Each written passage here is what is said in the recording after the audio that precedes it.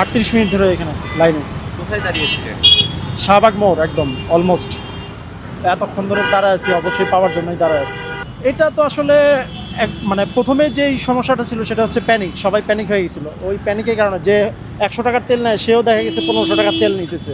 তো ওই প্রেশারটা এখনও পর্যন্ত শেষ হয়নি, আর মাঝখানে 2 দিন বন্ধ ছিল, এটার জন্য সবাই সাফারার আর কি। ধোলাইপাড়ের ওখান থেকে আসছি, তো ওখানে আমি মোটামুটি 5টা পাম্প দেখছি, একটা তো কোনো কিছু দিচ্ছে না। সো এটাতে আসছি, আই হোপ পাবো, কারণ কালকে কোনোটাই খোলা ছিল না। মেট্রোর একদম প্রায় মাথার ওদিকে দাঁড়াইছিলাম।